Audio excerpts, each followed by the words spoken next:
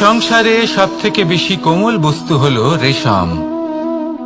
এই রেশম এতটাই কোমল হয় যে এর পুরো একটা থান শুধুমাত্র একটা হাতে ধরা সম্ভব। কখনো ভেবে দেখেছেন এই রেশম কিভাবে হয়? একটি কীট তার লালার দ্বারা উৎপন্ন হয়। এই কীট সেই রেশমকে পাক দিতে থাকে, পাক দিতেই থাকে আর আস্তে আস্তে তার মধ্যেই জড়িয়ে পড়ে। শেষে ওর এই সুন্দর অমূল্য সৃষ্টি রেশমের এই সুতো তার নির্মাণ কার্য পূর্ণ হয়, কিন্তু তাতেই ও নিজে বন্দী হয়ে যায়।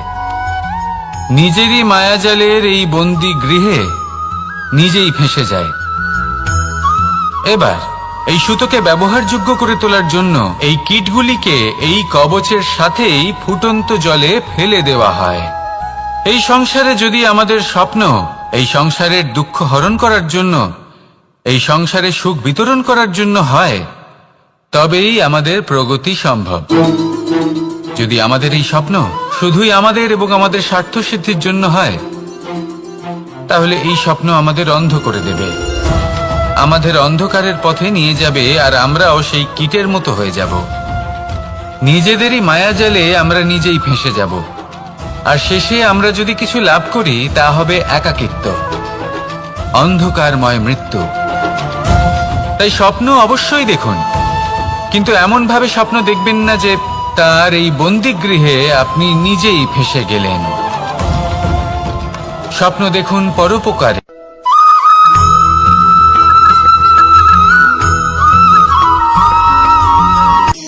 শক্তি শক্তি অর্জন করা এতটা কঠিন নয় যতটা শক্তি লাভ করার পরে সেই শক্তি সামলানো কঠিন হয়। কারণ যেই মানুষ শক্তি লাভ করে তার মনে গর্ববোধ জন্মায়, জন্মায় অহংকার, জন্মায় জেদ। তাই শক্তি প্রাপ্ত করার সাথে বিনম্র থাকাও অত্যন্ত আবশ্যক। আর এটা আমাদের শেখা উচিত বৃক্ষের থেকে। বৃক্ষ যা আমাদের ফল দেয়, বৃক্ষ যা যত ফল দেয় ততটাই ঝুঁকে যায়। আমরা পাথর মারি ওই বৃক্ষের থেকে ফল প্রাপ্ত করার জন্য।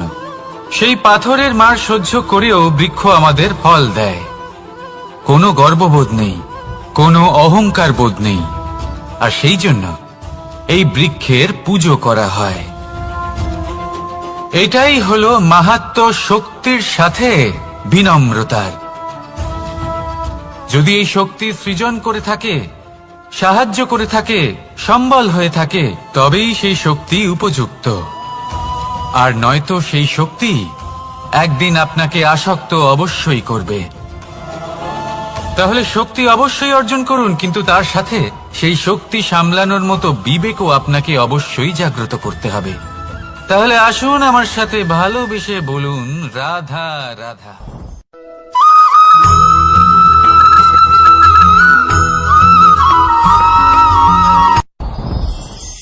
সাথী সাথী এই শব্দটির ব্যাখ্যা কে কিভাবে করে? মিত্র, সখা, বন্ধু।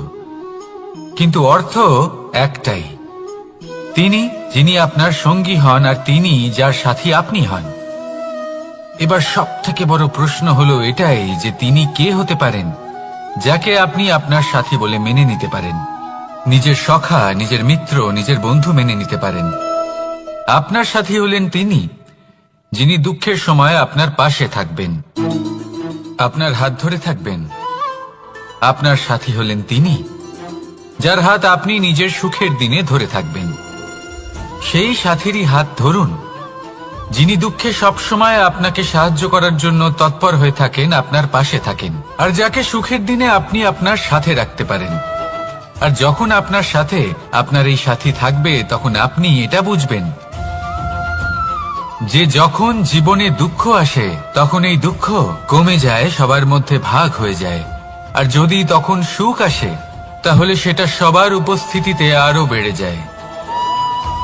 এটাই হলো প্রেম, এটাই হলো ভালোবাসা, এটাই হলো সঙ্গ।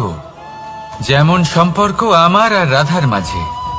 তাহলে আসুন আর আমার সাথে ভালোবেসে বলুন রাধা রাধা।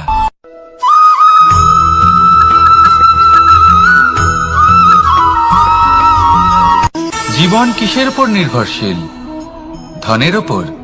বৈভবের অনুভব যদি আপনি করতে চান তাহলে তা পাবেন শুধু একতার দ্বারা, সংগঠনের দ্বারা। যদি আপনাকে উদাহরণ দিই, নিজের এই হাতটাকে দেখুন, 5টা আঙুল রয়েছে।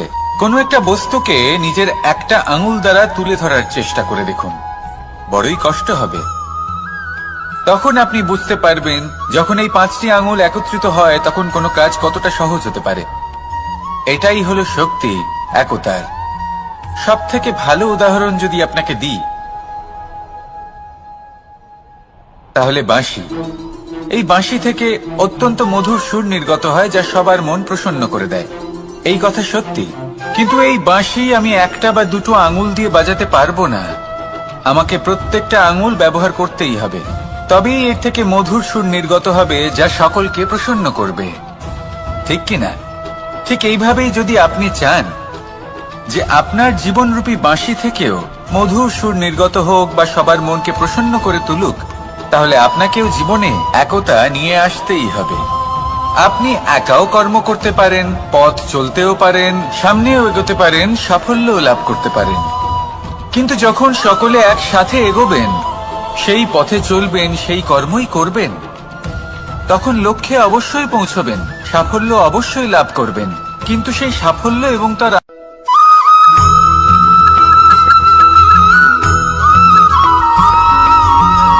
পুরুষার্থ। শাস্ত্রে 4 ধরনের পুরুষার্থের কথা বলা হয়েছে। প্রথম হলো ধর্ম। আপনি কি জানেন এই ধর্ম আসলে কি? আপনার কি মনে হয় ধর্ম আসলে কি? কোনো বিশেষ ঈশ্বরকে মানাই কি ধর্ম বলা হয়? নাকি কোনো বিশেষ রীতি পালন করাই হলো ধর্ম? নাকি কোনো বিশেষ সাহিত্যকে সর্বশ্রেষ্ঠ মনে করাই হলো ধর্ম? না, ধর্ম হলো সেটা যাকে ধারণ করা যেতে পারে। আর ধারণ শুধু সেটাই করা যায় যা পবিত্র। পবিত্র শুধু তাকেই বলা হয় যা নিঃস্বার্থ, যার মধ্যে শাসন করার কোনো ইচ্ছে নেই, যা সরলভাবেই প্রবাহমান, জল এবং বায়ুর মতো। যখন কোনো ব্যক্তি ধর্মকে ধারণ করেন এবং সেই ধর্ম সেই ব্যক্তিকে রক্ষা করে, তখন তাকে ধর্ম বলা হয়। ধর্ম যা রক্ষা করে অহংকার থেকে, খারাপ চিন্তার হাত থেকে। সেই জন্য পুরুষার্থ গড়ে তোলার আগে, ধর্ম পালন করার আগে ধর্মের প্রকৃত অর্থ কি সেটা বুঝে নিন। এটা জেনে রাখুন যে সমস্ত ধর্মের আধার, সমস্ত ধর্মের ভিত শুধুমাত্র ভালোবাসা। আসুন আর এই ভালোবাসার সাথেই বলুন রাধা রাধা।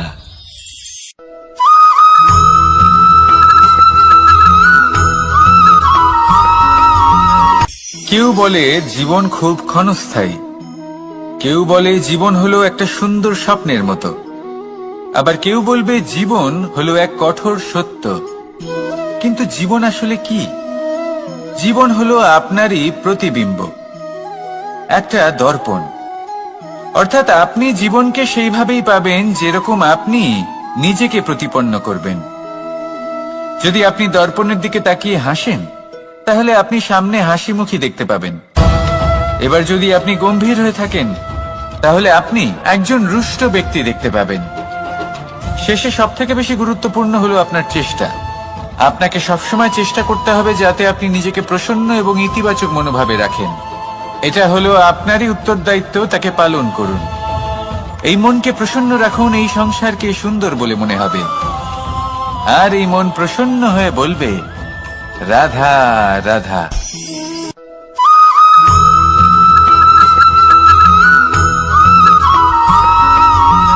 এই সংসারে প্রত্যেক মানুষ এটাই চান যে তিনি যেন ধনবান হন, আর্থিক অবস্থা তার ভালো থাকে, ওনার বাড়িতে লক্ষ্মীর আগমন হয়। কিন্তু সেটা হবে কি করে, সেটাই হলো প্রশ্ন। কেউ বলেন যে যদি পরিশ্রম করো তাহলে ধন অর্জন সম্ভব, কেউ বলেন যে যদি বিদ্যা লাভ হয় তবেই ধন অর্জন সম্ভব, কেউ বলেন যে যদি বলশালী হও তবেই সম্পন্ন থাকবে। ভালো কথা, যদি তাই হয়ে থাকে, তবে দিনমজুর সারা দিন পরিশ্রম করেন, তিনি কেন ধনী হন না?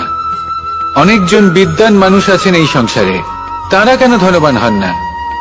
অনেক সংখ্যক বলশালী ব্যক্তি আছেন, তাদের কাছে ধন নেই কেন? তাদের কেন ধনের অভাব হয়? আবার এমনও কিছু মানুষ আছেন যারা পরিশ্রম করেন, তারা দিনমজুর, কিন্তু তারা ধন অর্জন করতে পারেন। কিছু বিদ্বান ব্যক্তি আছেন যাদের কাছে অধিক মাত্রায় ধন রয়েছে। কয়েকজন বলশালী ব্যক্তি রয়েছেন যাদের কাছে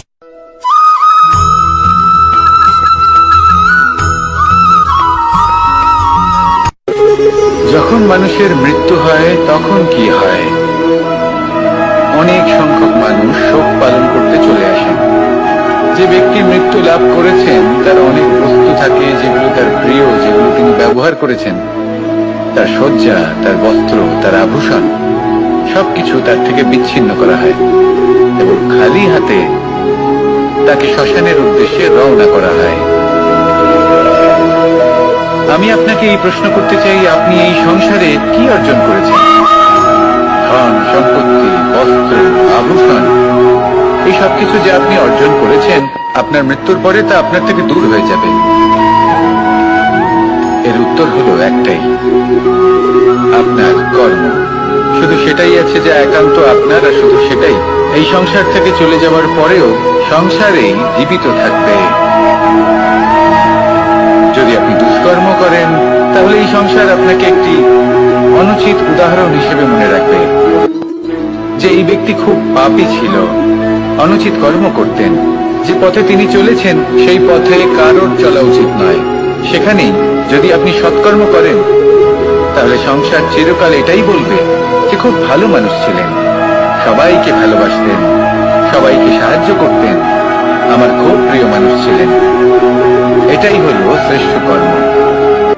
সেই জন্য জীবনে শুধুমাত্র ধন, সম্পত্তি, আভূষণ এই সব অর্জন করতে গিয়ে নিজের মনোনিবেশ করবেন না। শ্রেষ্ঠ কর্ম করুন। সংসার থেকে চলে যাওয়ার পরেও এই কর্মই এই সংসারে আপনাকে জীবিত রাখবে। আসুন আমার সাথে ভালোবেসে বলুন, রাধা রাধা।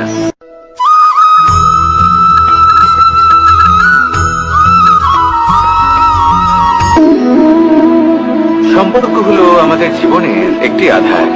কিছু সম্পর্ক এমন যে আমরা জন্মসূত্রে লাভ করি, যেমন পরিবার, মা, বাবা। কিছু সম্পর্ক আছে যে আমরা জীবনে অর্জন করে থাকি, তা সে প্রেমের হোক, স্নেহের হোক বা বন্ধুত্বের। এই সকল সম্পর্ক লাভ করার বা গড়ে তোলার 5টি ধাপ রয়েছে। প্রথম ধাপ, কোনো ব্যক্তির সাথে আলাপ হওয়া, তার সাথে কথা বলা বা তাকে দেখা। দ্বিতীয় ধাপ, সে ব্যক্তিকে আমাদের ভালো লাগা। তৃতীয় ধাপ, আমাদের এটা চাইতে শুরু করা যে জীবনে এই ব্যক্তি যেন আমাদের বন্ধু হন, আমাদের জীবনে থাকেন, বা আমাদের কাউকে ভালোবেসে ফেলা। আর এটা আমাদের ভাবা বা চাওয়া যে সেই ব্যক্তি যেন আজীবন আমার সাথে থাকেন, আমার জীবনে আমার সাথী হয়ে। চতুর্থ ধাপ, লাভ করা। এবার এই ধাপটি অনেক মানুষের পক্ষেই খুবই সরল হয়, বড়ই সরল ভাবে নিজেদের সঙ্গীকে লাভ করে থাকে। কিছু মানুষের জন্য এই ধাপ অত্যন্ত কঠিন হয়ে থাকে। অনেক প্রতিকূল পরিস্থিতির উপর জয়লাভ করে তারা সঙ্গীকে লাভ করেন, কিন্তু লাভ অবশ্যই করেন। এরপরে আসে পঞ্চম, অন্তিম এবং সব থেকে গুরুত্বপূর্ণ ধাপ। সেটা হলো সেই সম্পর্ক পালন করা। এটা হলো এমন এক বিষয় যা প্রত্যেক মানুষের শেখা উচিত। যদি ব্যক্তি নিজের জীবনে সম্পর্ক রক্ষা করতে শিখে যান, তবে প্রত্যেক সম্পর্ক তার জীবনকে স্বর্গ করে তুলবে। আসুন আর আমার সাথে ভালোবেসে বলুন, রাধা রাধা।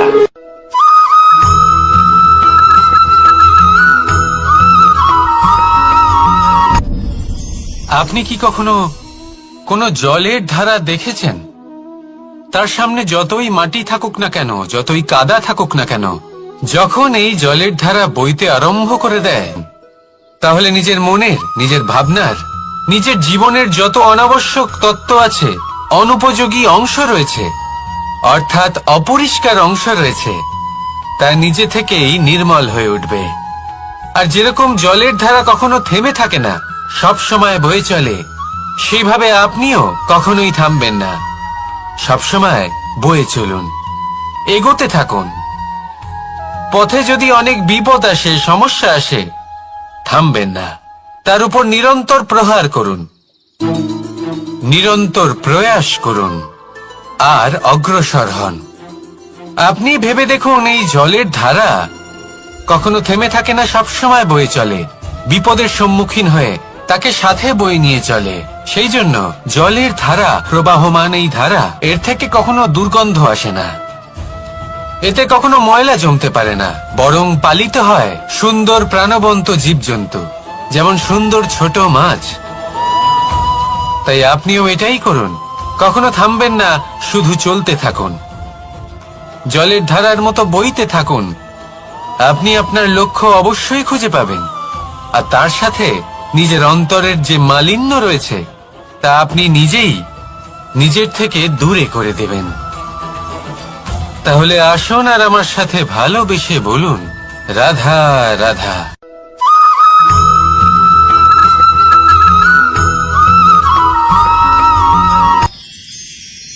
মানুষ তার জীবনে দুই ধরনের পরিস্থিতিকে খুব ভয় পায়। এক, কোনো কারণবশত কারোর সামনে নত হওয়া। দুই, কোনো কারণে নিজের চরিত্র থেকে, নিজের মূল্যবোধ থেকে বিচ্যুত হওয়া। এবার কেন হয় এরকম যে কথায় কথায় কারোর সামনে নত হতে হয়? কেন বারংবার নিজের চরিত্র থেকে চ্যুত হতে হয়? এরকম কেন হয়? এটা তখনই হয় যখন আমাদের শিক্ষা এবং মূল্যবোধের অভাব থাকে। যদি মানুষের মধ্যে প্রকৃত শিক্ষা থাকে, তাহলে এই সংসারে কোনো সময় এবং কারোর সামনেই নত হওয়ার কোনো প্রয়োজন নেই। যদি মানুষের মধ্যে মূল্যবোধ থাকে, তাহলে তাকে নিজের মূল্যবোধ বা চরিত্র থেকে বিচ্যুত হতে হয় না, তা সে যাই হয়ে যাক না কেন। কোনো বালককে যদি জন্ম থেকেই সুশিক্ষার অধিকারী করা হয়, শিক্ষিত করা হয়, মূল্যবোধের অধিকারী করা হয়, তবে সে এই সংসারে এমন কর্ম করবে যাতে সে নিজেকে, নিজের পরিবারকে, সমগ্র সমাজকে গর্বিত করতে পারে।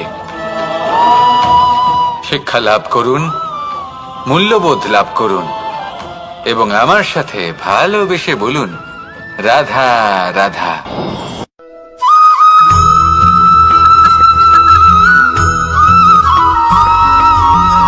আপনি কখনো কোনো বাজকে নিজের বাসা বানাতে দেখেছেন? এই বাজ যখনই কোনো বাসা বানায়, তখন উঁচু গাছের ডালে বা কোনো পর্বতের শিখরে বাসা বানায়, অনেক উচ্চতায়, আর সেখানে তার সন্তানও জন্মগ্রহণ করে। যখন এই সন্তানেরা জন্মায়, তখন এই বাজ খুবই ভালোবেসে এবং খুব সাবধানে এদের পালন পোষণ করে, নিজের ঠোঁট দিয়ে তাদের ঠোঁটে খাবার পরিবেশন করে। কিন্তু যেই সেই সন্তানেরা হৃষ্টপুষ্ট হয়ে যায় এবং সেই কথা বাজ নিজে বুঝতে পেরে যায়, সেই বাজ নিজেই সেই বাসা ছিন্ন ভিন্ন করে দেয়। সেই সন্তান যাদের সবেমাত্র ডানা গজিয়েছে, কিভাবে উঠতে হয় তারা জানে না, সেই সন্তানগুলিকে উচ্চতা থেকে ঠেলে দেয়। সেই সন্তান প্রথমে ভয়ভীত হয়ে যায়, তারা সামনে মৃত্যুকে দেখতে পেয়ে ভয়ের কারণে তাদের ডানা ঝাপটাতে থাকে, আর সেই প্রক্রিয়াতেই সেই সন্তানগুলি উড়তে শুরু করে দেয়। এবার এই ঘটনায় আমরা কি শিক্ষা পেতে পারি? এটাই, যদি আপনি মাতা পিতা হন, তাহলে নিজের সন্তানকে অবশ্যই স্নেহ করুন, কিন্তু তাদেরকে নিজের আঁচলের তলায় বেঁধে রাখবেন না।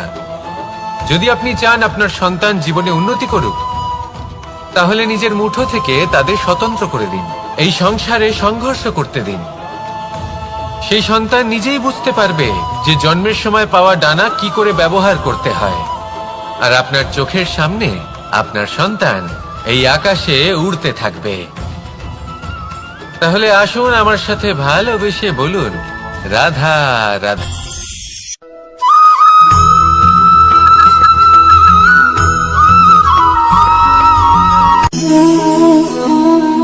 নিয়তি।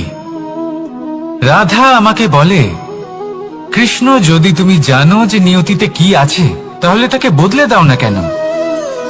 মহাদেব আমাকে বলেন যে শ্রীকৃষ্ণ, যদি আপনি এটা জানেন যে সাম্বের নিয়তি এটাই, তাহলে আপনি তাকে বদলানোর চেষ্টা কেন করেন? কেন?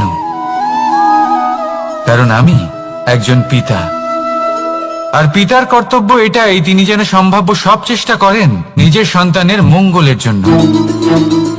নিয়তি আমি জানি, কিন্তু এটাও আমি জানি যে কর্মের থেকে বড় আর কোনো নিয়তি হতে পারে না। অভিজ্ঞতাও রয়েছে যে কর্মের হাতে নিয়তির এই চক্র বদলে যেতে পারে।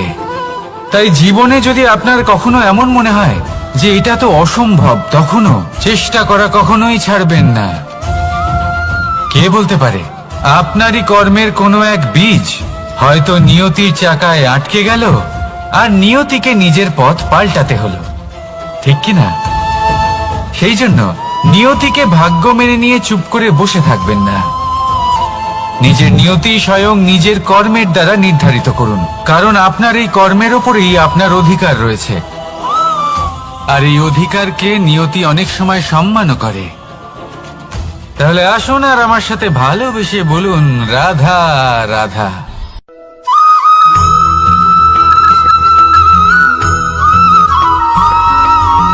কখনো কখনো আমরা ভাবি যে কোনো ব্যক্তি যিনি ধর্মের পথে চলেছেন, যদি তার দ্বারা কোনো ভুল হয়ে থাকে তাহলে নিয়তি তাকে সেই মুহূর্তেই কঠোর শাস্তি দেন।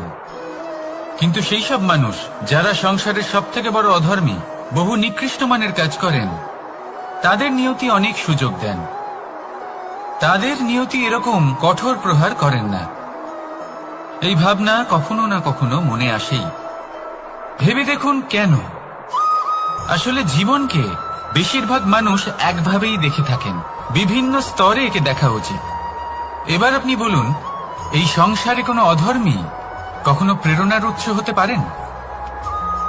কখনোই নয়। যে মানুষ নিজের আত্মাকে মলিন করে ফেলেছেন, তিনি এই সংসারকে কিভাবে প্রেরণা যোগাবেন? উনি নিজেই বুঝতে পারেন না কোনটা করা উচিত, ধর্ম কোনটা। তাই নিয়তি তাকে একটা সুযোগ দেন, এটা বোঝার সুযোগ দেন যে কোনটা উচিত, কোনটা ধর্ম। সুযোগ দেন নিজের বিবেক জাগিয়ে তোলার, তাকে সুযোগ দেন নিজের অন্তরাত্মার ডাক শোনার। যখন তাতেও কাজ হয় না, তখন নিয়তির কাছে একটাই পথ বাকি থাকে, আর তা হল মহাবিনাশ। মহাবিনাশ হয়তো দেরিতেই আসতে পারে, কিন্তু তা অবশ্যই আসবে। আর যখন মহাবিনাশ আসে, তখন মহাবিনাশের যন্ত্রণা সমগ্র মানব জীবনের যন্ত্রণার থেকে অনেক বেশি হয়। এই কথাটা সবসময় মনে রাখবেন। আর অন্যদিকে যে মানুষ ধর্মের পথে চলছেন, তার দ্বারা যদি কোনো ভুল হয়ে থাকে, তখন নিয়তি তার পরীক্ষা নেন।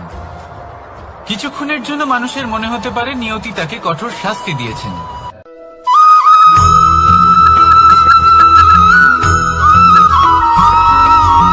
এই সংসারে কখনো কোনো ব্যক্তিকে তার বাইরের পোশাক দেখে বিচার করার চেষ্টা করবেন না, এটা খুব বড় ভুল করবেন।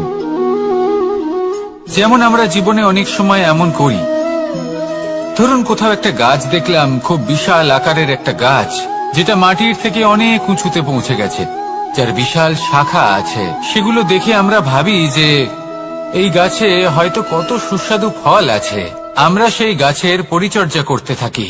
আবার অন্যদিকে হলো একটি তৃণ, যেটা মাটি থেকে কিছুটা উঁচুতে পৌঁছেছে, কিন্তু সেই তৃণর নিচে, মাটির নিচে অত্যন্ত সুস্বাদু ফল বা সবজি জন্ম নেয়, যা আমাদের স্বাস্থ্যের পক্ষে অত্যন্ত উপকারী। সেই জন্য কখনো আবরণ দেখে কাউকে বিচার করতে চেষ্টা করবেন না। তার বদলে এটা বোঝার চেষ্টা করুন যে আপনার সামনে যে ব্যক্তি আছে বা বস্তু আছে, তার বিশেষত্ব কি। যদি এই বিশেষত্ব বোঝার ক্ষমতা আপনি অর্জন করেন, যদি এই শিল্প আপনি নিজের ভেতরে জাগ্রত করেন, তাহলে এই সংসারে বিশেষত্ব কি সেটা আপনি জানতে পারবেন। আর এই সমস্ত খেলা দৃষ্টি থেকে নয়, দৃষ্টিভঙ্গি থেকে জন্ম নেয়। দৃষ্টিভঙ্গি সবসময় শুভ রাখুন, আর আমার সাথে ভালোবেসে বলুন, রাধা রাধা।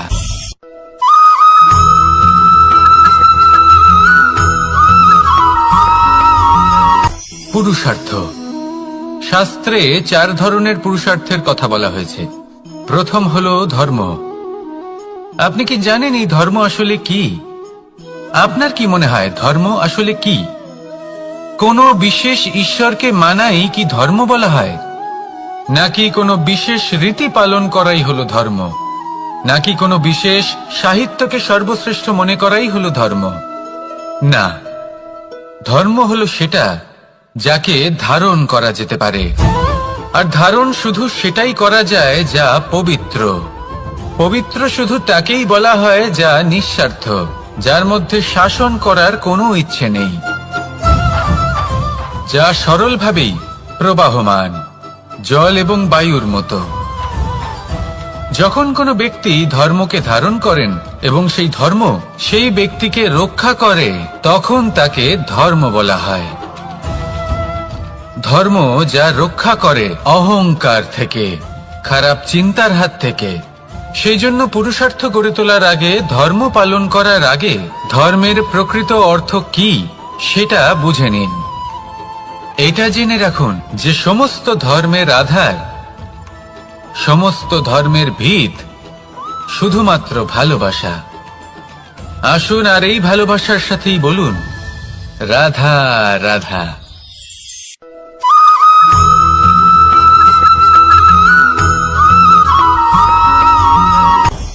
আপনি কখনো পর্বতের শিখরে উঠেছেন? আপনি দেখতে পাবেন পর্বতের পদতলে প্রচুর সুন্দর ফুল রয়েছে, সবুজ বনানী রয়েছে। যত আপনি ওপরে উঠতে থাকবেন তত ফুল কমতে থাকবে, সবুজ বনানী কমতে থাকবে। আরো কিছুটা ওপরে উঠলে কাঁটা জাতীয় গাছ দেখতে পাবেন, শুকনো গাছ দেখতে পাবেন। আরো যদি ওপরে ওঠেন তাহলে পাষাণ দেখতে পাবেন। আরো ওপরে উঠলে হিমখণ্ড দেখতে পাবেন।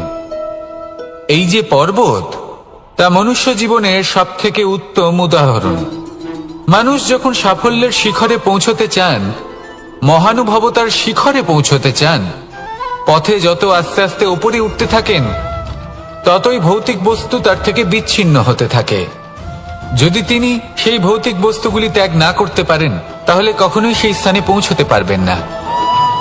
আর মানুষ যদি উচিত ত্যাগ করতে পারেন, পথে অগ্রসর হতে থাকেন, এগোতে থাকেন, তাহলে একদিন না একদিন তিনি মহানুভবতার, জ্ঞানের, সাফল্যের হিমের স্বাদ অবশ্যই লাভ করবেন।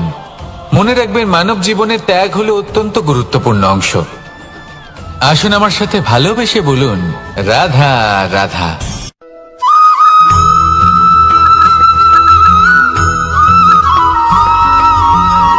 কেউ বলে জীবন খুব ক্ষণস্থায়ী, কেউ বলে জীবন হলো একটা সুন্দর স্বপ্নের মতো, আবার কেউ বলবে জীবন হলো এক কঠোর সত্য।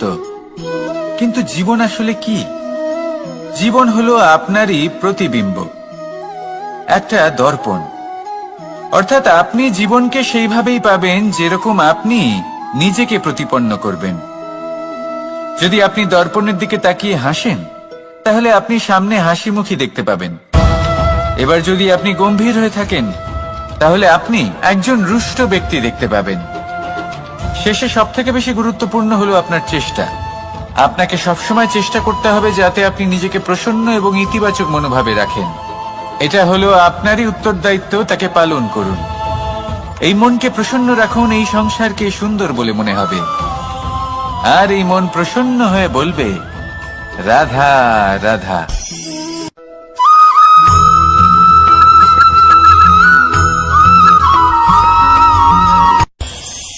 এই সংসারে আমরা প্রকাশ কোথা থেকে পাই? এর উত্তর বড়ই সরল। ভোরে যখন সূর্যোদয় হয়, তখন প্রকাশের কিরণ আমাদের ঘরে এসে পৌঁছয়। এইভাবেই আমরা প্রকাশ লাভ করি। এবার এই প্রকাশের আলোতেই আমরা সারাদিনের কাজ সম্পন্ন করি। সন্ধে হয়ে যায়, সূর্যাস্ত হয়ে যায়। আর আমাদের ঘর যাতে অন্ধকার না হয়, তার জন্য আমরা একটা প্রদীপ প্রজ্বলিত করি। এটাই ঘটে আমাদের জীবনেও। এবার প্রবাহমান আয়ুর সাথে আমরা আমাদের অন্তরে যদি একটা প্রদীপ প্রজ্বলিত করে নিই, তাহলে বিষয়টাই অন্যরকম হবে। এবার আপনি বলবেন, কোন প্রকাশের কথা বলছি যা আমাদের অন্তরে জাগ্রত করা সম্ভব? আমাদের আত্মার মাঝে প্রেমের প্রকাশ জাগ্রত করার কথা বলছি। কারণ আমাদের এই জীবন, এও হলো দিনের আলোর মতো। আজ প্রকাশ আছে, কিন্তু কোনোদিন অবশ্যই অস্ত হবে। কিন্তু অস্ত হবার আগে যদি আমরা আমাদের আত্মার মাঝে প্রেমের এই প্রকাশ উজ্জ্বলিত করে নিই, তাহলে আমাদের সন্ধ্যাকালও আমরা আনন্দে এবং প্রেমে যাপন করব। তাহলে আসুন আর আমার সাথে ভালোবেসে বলুন, রাধা রাধা।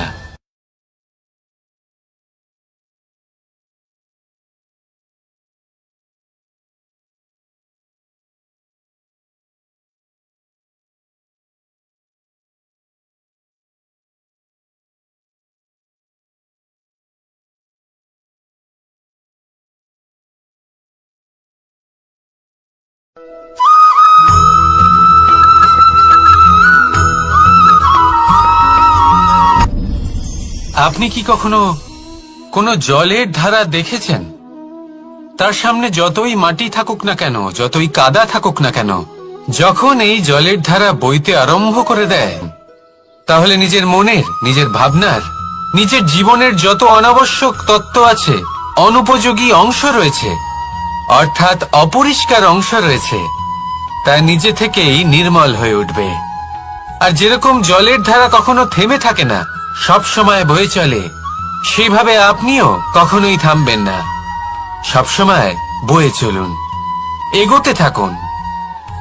পথে যদি অনেক বিপদ আসে, সমস্যা আসে, থামবেন না, তার উপর নিরন্তর প্রহার করুন, নিরন্তর প্রয়াস করুন আর অগ্রসর হন।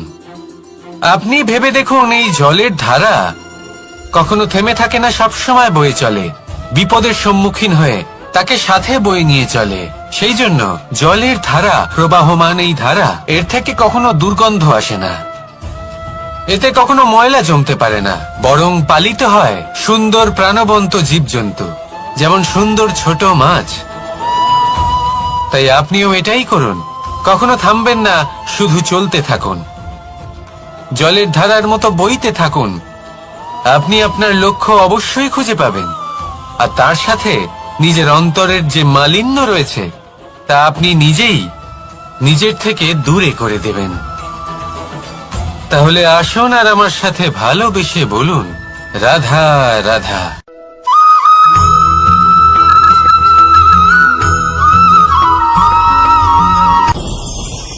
ভয়ের সাথে আমরা সবাই পরিচিত, কষ্টও আমরা সবাই পেয়েছি। কখনো কখনো আমরা অসুস্থ হয়ে পড়ি, আর এমন সময় হলে মাতার মমতা, কখনো বাবার স্নেহ, কখনো বন্ধুদের পাশে থাকার অনুভূতি আমাদের রোগ নিরাময়ে সাহায্য করে। কখনো যদি আমরা নিরাশ হয়ে পড়ি, তখন যদি আমাদের কোনো আপনজন আমাদের দুটো ভালো কথা বলে, তখন আমাদের মনোবল বেড়ে যায়। ঠিক তেমন সংসারের এই রঙ্গমঞ্চে যদি আপনি পীড়িত অনুভব করেন, কিছু শুভ কথা আলোচনা করুন, কিছু স্তুতি গান করুন, কিছু মুহূর্তের জন্য হলেও নিজের ইষ্টদেবের কথা স্মরণ করুন আর প্রার্থনা করুন। সাহস বাড়বে, শক্তিও বৃদ্ধি পাবে এবং সামনে এগিয়ে চলার পথও দেখতে পাবেন। তখন এই মন প্রসন্ন হয়ে বলবে, রাধা রাধা।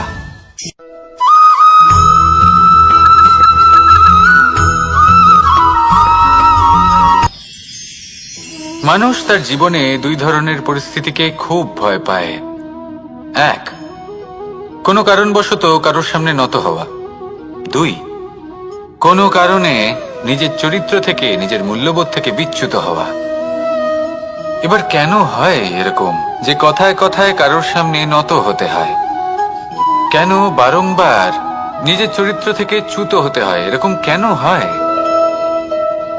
এটা তখনই হয় যখন আমাদের শিক্ষা এবং মূল্যবোধের অভাব থাকে।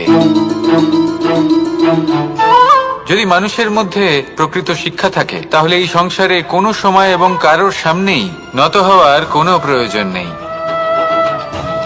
যদি মানুষের মধ্যে মূল্যবোধ থাকে, তাহলে তাকে নিজের মূল্যবোধ বা চরিত্র থেকে বিচ্যুত হতে হয় না, তা সে যাই হয়ে যাক না কেন। কোনো বালককে যদি জন্ম থেকেই সুশিক্ষার অধিকারী করা হয়, শিক্ষিত করা হয়, মূল্যবোধের অধিকারী করা হয়, তবে সে এই সংসারে এমন কর্ম করবে যাতে সে নিজেকে, নিজের পরিবারকে, সমগ্র সমাজকে গর্বিত করতে পারে। শিক্ষা লাভ করুন, মূল্যবোধ লাভ করুন এবং আমার সাথে ভালোবেসে বলুন, রাধা রাধা।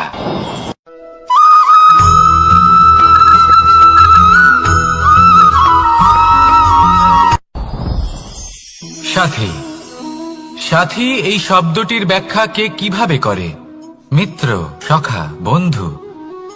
কিন্তু অর্থ একটাই, তিনি যিনি আপনার সঙ্গী হন আর তিনি যার সাথী আপনি হন।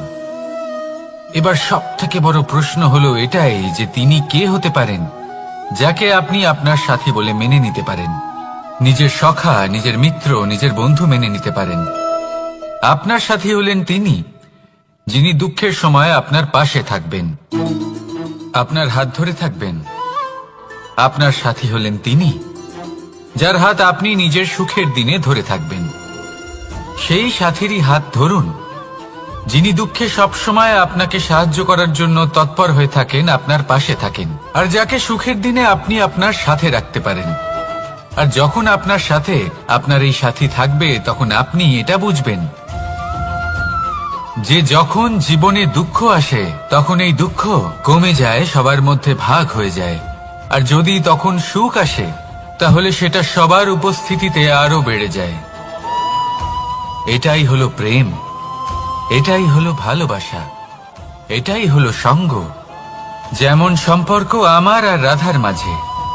তাহলে আসুন আর আমার সাথে ভালোবেসে বলুন, রাধা রাধা।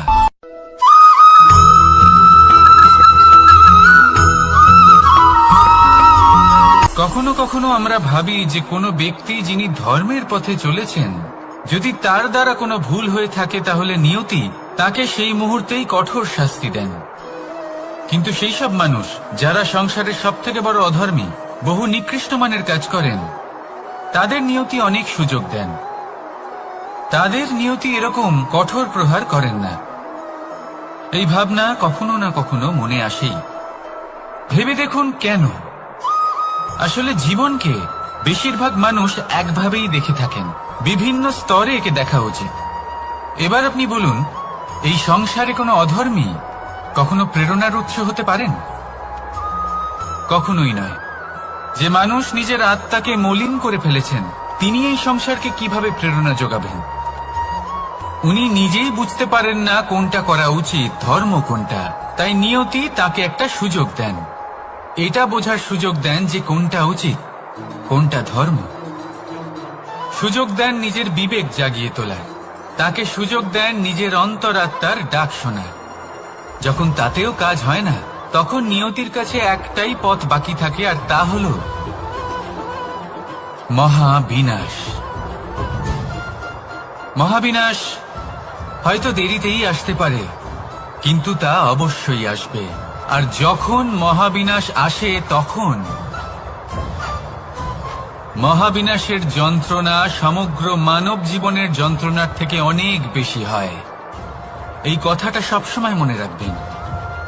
আর অন্যদিকে যে মানুষ ধর্মের পথে চলছেন তার দ্বারা যদি কোনো ভুল হয়ে থাকে তখন নিয়তি তার পরীক্ষা নেন। কিছুক্ষণের জন্য মানুষের মনে হতে পারে নিয়তি তাকে কঠোর শাস্তি দিয়েছেন।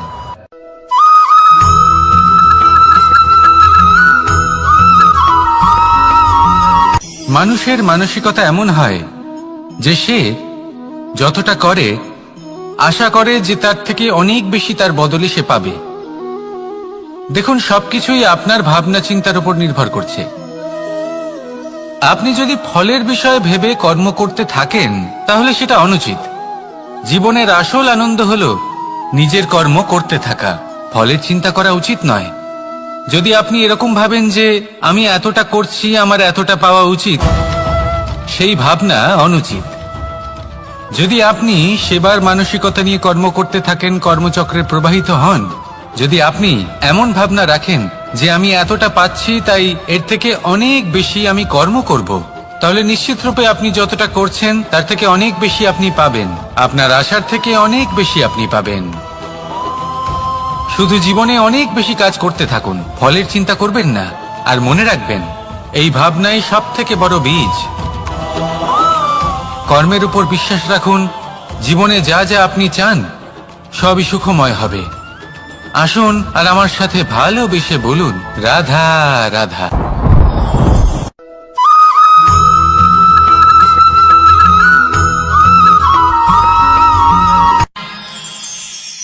আমরা সবাই সূর্যকে সম্মান কেন করি?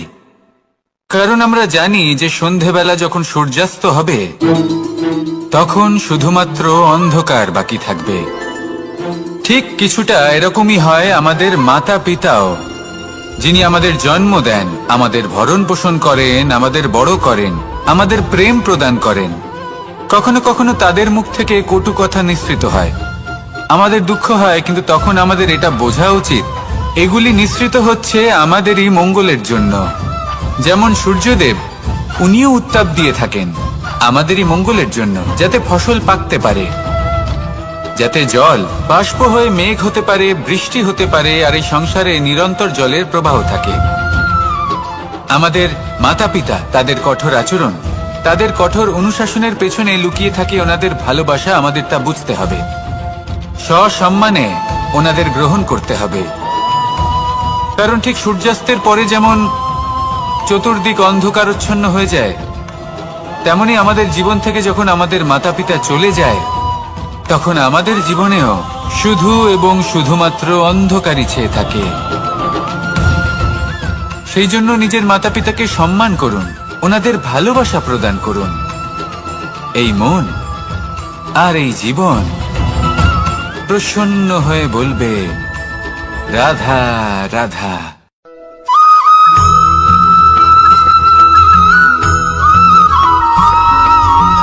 এই সংসারে কখনো কোনো ব্যক্তিকে তার বাইরের পোশাক দেখে বিচার করার চেষ্টা করবেন না, এটা খুব বড় ভুল করবেন।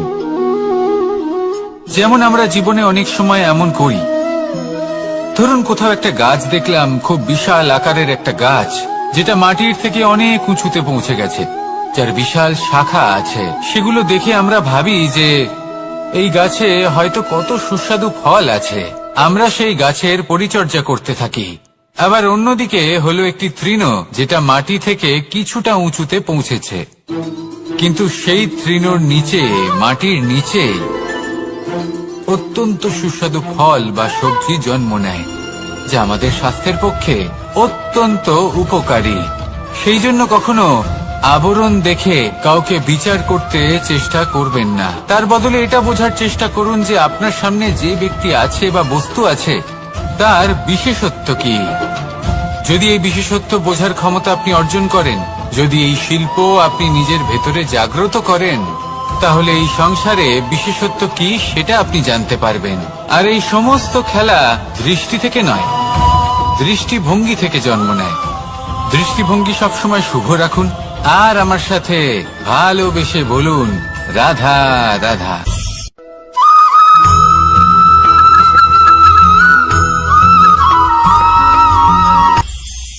এটা হলো ধান গাছ, এর থেকে যে চাল উৎপন্ন হয় তা মানুষ গ্রহণ করেন। আর এটা কি? এ হলো জংলি ঘাস। একবার ভেবে দেখুন, যদি এই জংলি ঘাস ধান গাছের আশেপাশে থাকে তাহলে কি হবে? ধান উৎপন্ন হতে পারবে? তা উৎকৃষ্ট হতে পারবে? আমরা কি তা গ্রহণ করতে পারবো? কখনোই নয়। এই জংলি ঘাস ধানকে নষ্ট করে দেবে, কিন্তু নিজে জীবিত থাকবে। এটাই হলো আজকের শিক্ষা। এই সংসারে যদি আপনি নীতির পথে চলতে চান, উচিত কর্ম করতে চান, সংসারকে সেবা করতে চান, তাহলে জংলি ঘাসের মতো ব্যক্তিদের থেকে সবসময় দূরে থাকতে হবে। সেই ব্যক্তি যারা দুর্নীতি এবং মিথ্যা দ্বারা পরিপূর্ণ, যাদের ব্যবহার অশুভ, যাদের অনেক অশুভ গুণ রয়েছে, তারা সঠিক নয়। সেই সকল ব্যক্তি যাদের চরিত্র অত্যন্ত দুষ্ট হয়, তারা হয় শুভ চরিত্রের ব্যক্তিকে একদম নষ্ট করে দেয়, নয় নিজের মতো বানিয়ে তোলে। তাই যদি আপনি নীতির পথে চলতে চান, এই সংসারের জন্য শুভ কর্ম করতে চান, তাহলে সেই সঙ্গ লাভ করুন যে সঙ্গ জ্ঞানে পরিপূর্ণ, যাদের মধ্যে অনেক গুণ আছে, যাদের থেকে প্রতিদিন কিছু শিখতে পারবেন। এমন ব্যক্তির সাথে জীবন অতিবাহিত করুন, দুরাচারীদের থেকে দূরে থাকুন। তবেই এই মন প্রসন্ন হয়ে বলবে, রাধা রাধা।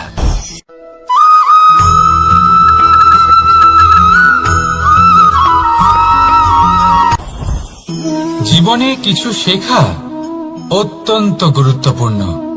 এবার কি কি শিখতে হবে সেই সব শেখানোর জন্য অনেক শিক্ষক রয়েছেন, কিন্তু কি শিখবেন না আর কি করবেন না এটা আমাদের নিজের অভিজ্ঞতা দিয়ে শিখতে হয়।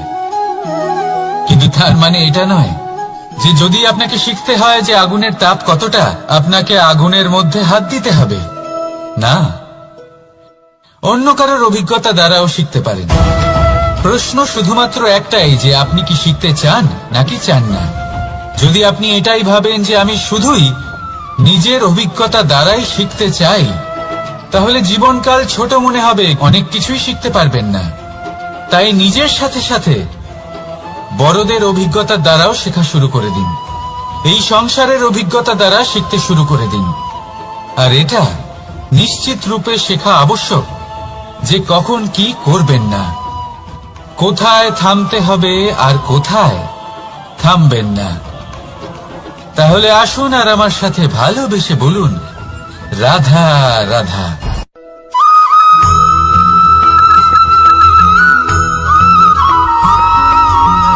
এই সংসারে সবথেকে বেশি কোমল বস্তু হলো রেশম। এই রেশম এতটাই কোমল হয় যে এর পুরো একটা থান শুধুমাত্র একটা হাতে ধরা সম্ভব। কখনো ভেবে দেখেছেন এই রেশম কিভাবে হয়? একটি কীট তার লালার দ্বারা উৎপন্ন হয়। এই কীট সেই রেশমকে পাক দিতে থাকে, পাক দিতেই থাকে আর আস্তে আস্তে তার মধ্যেই জড়িয়ে পড়ে। শেষে ওর এই সুন্দর অমূল্য সৃষ্টি রেশমের এই সুতো তার নির্মাণ কার্য পূর্ণ হয়, কিন্তু তাতেই ও নিজে বন্দী হয়ে যায়। নিজেরই মায়াজালের এই বন্দী গৃহে নিজেই ফেঁসে যায়।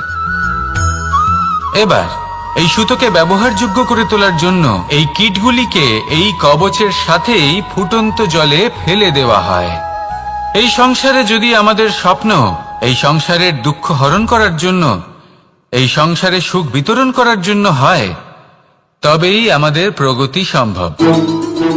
যদি আমাদের এই স্বপ্ন শুধুই আমাদের এবং আমাদের স্বার্থ সিদ্ধির জন্য হয়, তাহলে এই স্বপ্ন আমাদের অন্ধ করে দেবে, আমাদের অন্ধকারের পথে নিয়ে যাবে, আর আমরাও সেই কীটের মতো হয়ে যাব।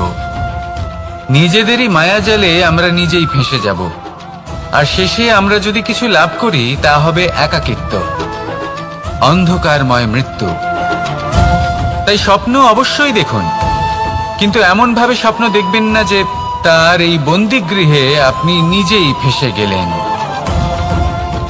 স্বপ্ন দেখুন পরোপকারে।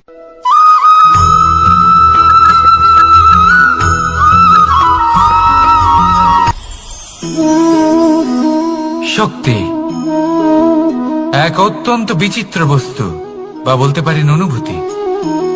পিতা সবসময় চান যেন তিনি তার শক্তি পুত্রকে। আসুন আপনাকে সহজে বোঝাই। যদি আপনি সুপাত্র হন আর আপনাকে শক্তি দেওয়া হয়, তাহলে আপনি সেই শক্তির গুরুত্ব বুঝবেন, কোথায় সেই শক্তি প্রয়োগ করা উচিত সেটা বুঝবেন। আর এটা যেহেতু অর্জন করা শক্তি হবে, সেই শক্তির অপব্যবহার হবে না। কিন্তু যদি এই আপনি কুপাত্র হন আর যদি আপনাকে এই শক্তি দেওয়া হয়, তাহলে কি হবে? দেখতে গেলে এই শক্তি আপনি দান হিসেবে পেয়েছেন, তাই না আপনি এই শক্তির গুরুত্ব বুঝবেন আর না এর প্রয়োগ আপনি জানবেন। তার অপব্যবহার হওয়া সুনিশ্চিত। তাই যদি আপনি কোনো শক্তি অর্জন করতে চান, তাহলে আগে তার যোগ্য হয়ে উঠুন, পুত্র নয় পাত্র হয়ে উঠুন। আর আমার সাথে ভালোবেসে বলুন রাধা রাধা।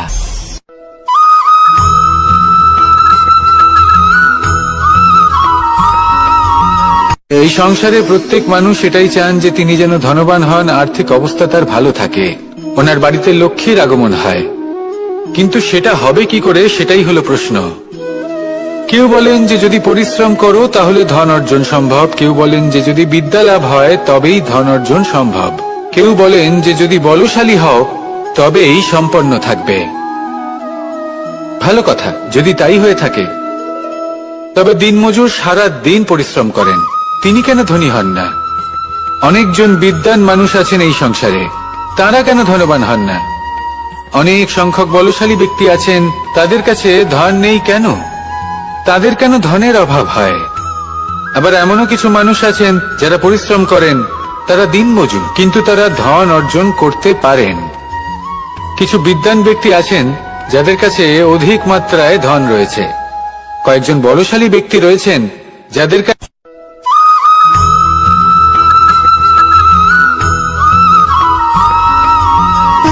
সুখ, দুঃখ এবং শক্তি, এই তিন হলো এই সংসারের ত্রিদেবের মতো। আমাদের জীবনে যা কিছু ঘটছে এই তিনটির ভিত্তির উপরেই হচ্ছে। আসলে এই সংসারের একটা নিয়ম আছে, যখনই আপনি কিছু লাভ করেন এই সংসার আপনার পরীক্ষা নেয়।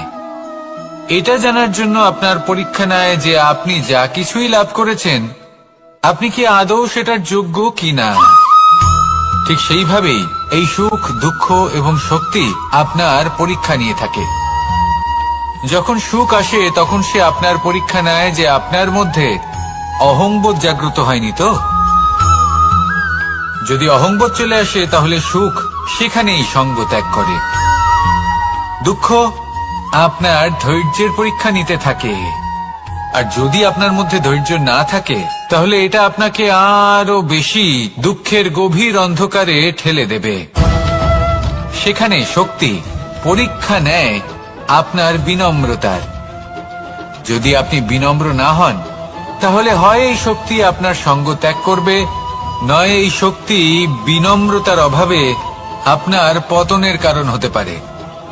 এই সংসারে যে কোনো ব্যক্তি যিনি এই পরীক্ষায় উত্তীর্ণ হয়ে থাকেন এই জীবনে তিনি সাফল্য লাভ করেন। আসুন আমার সাথে ভালোবেসে বলুন, রাধা রাধা।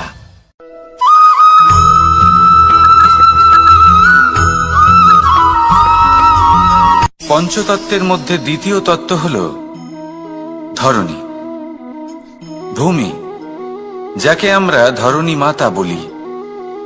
এই ধরণী ধৈর্য ধারণ করে, আর এর ওপরেই আমাদের সমগ্র সংসার নির্ভরশীল। কারণ এই ভূমি সহ্য ক্ষমতা রাখে, এর সহ্য ক্ষমতা হল অপরিসীম। সন্তান যতই আঘাত প্রদান করুক না কেন প্রেম পূর্বক সহ্য করে, আর তার বদলে অমূল্য রত্ন প্রদান করে। সন্তান যদি হাল চালায় তাহলে তার বদলে তাকে অন্ন প্রদান করে। এটাই হলো ধরণী। এবার এর থেকে আমরা কি শিক্ষা পেতে পারি?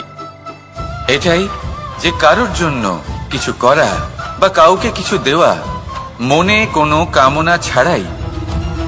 আর এই কথাটা বুঝে যান, যদি কারোর জন্য কামনা না রেখে বা কোনো পাওয়ার আশা না রেখে কারোর জন্য কিছু করেন বা কারোকে কিছু দেন, যদি এটা আপনি শিখতে পারেন তবে আপনি ভালোবাসতে শিখে গেছেন।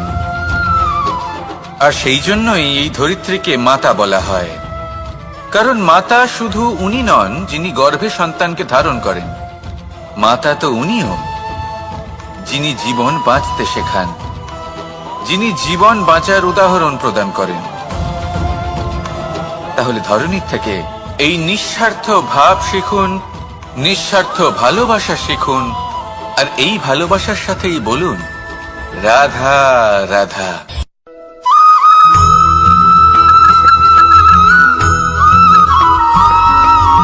মানুষ জন্মগ্রহণ করে, তার সাথে ভয়েরও জন্ম হয়। ছোটবেলা থেকেই আমাদের মনে কোনো না কোনো প্রকারের ভয় থেকেই যায়। কেউ এই বিষয়ে ভয় পায় যে তার কোনো বস্তু তার থেকে দূরে চলে যাবে, কেউ এই বিষয়ে ভয় পায় যে আমি নিজেকে হারিয়ে ফেলব, কেউ এই ভেবে ভয় পায় যে আমার প্রিয়জনেরা তারা যেন আমার থেকে দূরে না চলে যায়, কেউ এই ভেবে ভয় পায় যে আমরা যেন পথ না হারিয়ে ফেলি, আদি ইত্যাদি। কিন্তু সত্যি কথা বলতে ভেবে দেখুন এই ভয় বাস্তবে কি? শুধুই একটা মনস্থিতি, আর কিছুই নয়। যা কিছু আপনি জীবনে পেয়েছেন তা একদিন আপনাকে হারাতে হবে। এই জীবন হলো আপনারই, কিন্তু তাও একদিন সমাপ্ত হবে। তাই ভয় পেয়ে কি লাভ? এই ভয় শুধু আপনাকে জীবন যাপন করা থেকে বাধা দিচ্ছে, আর কিচ্ছু নয়। পথ হারিয়ে ফেললেই বুঝতে পারবেন যে নতুন পথ কিভাবে বানাতে হয়। কিছু মানুষকে জীবন থেকে হারালে তবেই আপনি বুঝবেন যে আপনার আপনজনকে। এই ভয়ের কারণে ভীত হয়ে থাকবেন না। এই তারা নক্ষত্র অন্ধকারের অভাবে গুরুত্ব হারায়। শিবকেও মহাদেব হওয়ার জন্য বিষপান করতে হয়েছিল। প্রত্যেক পরিস্থিতি, প্রত্যেক সাফল্য আপনার পরীক্ষা নেবে, তাতে উত্তীর্ণ হওয়া হলো আপনার কর্ম। যখনই আপনি ভয় পাবেন বা সংকটের সম্মুখীন হবেন, তখন সাহসের সাথে তার সম্মুখীন হন। মনে রাখবেন, যে সম্মুখীন হতে জানে সাফল্য তার সাথে সবসময় থাকে। আসুন আর আমার সাথে ভালোবেসে বলুন, রাধা রাধা।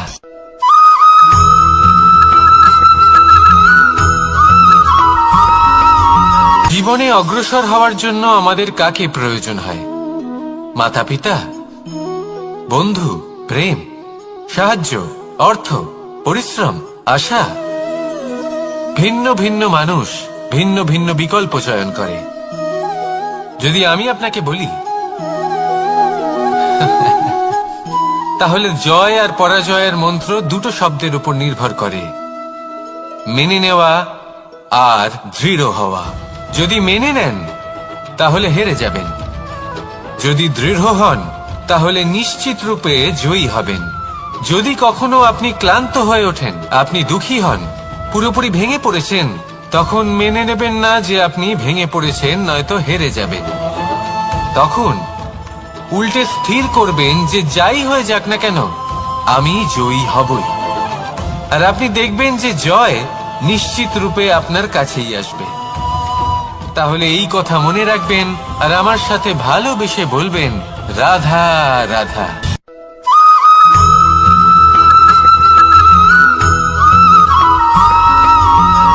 এই সংসারে কোনো বস্তু হোক বা ব্যক্তি হোক, তার একার গুরুত্ব কিন্তু খুব বেশি নয়। একটা উদাহরণ হিসেবে বৃষ্টির ফোঁটাকে ভেবে দেখুন।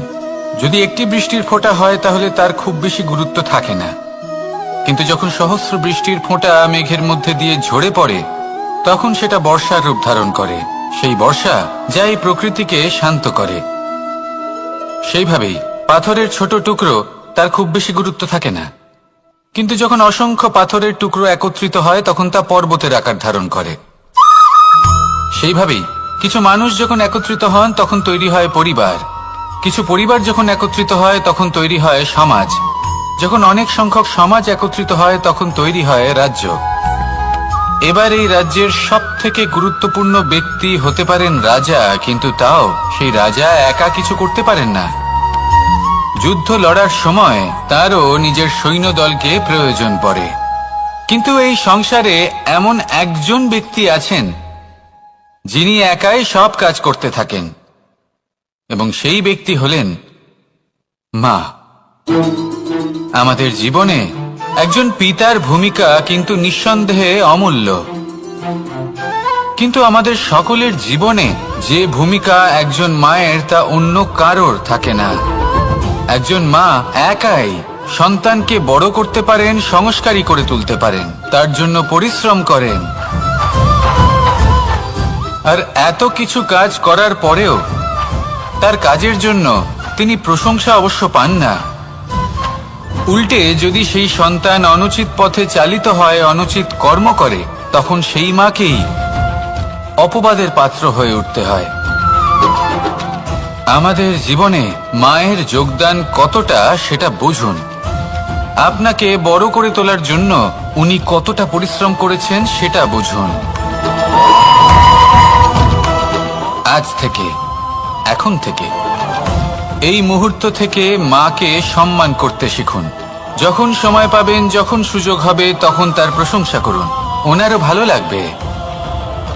আর মায়ের এই মমতার জন্য, তার এই ভূমিকার জন্য আসুন সবাই মিলে আমরা তাকে প্রণাম করি, আর সকলে মিলে ভালোবেসে বলি, রাধা রাধা।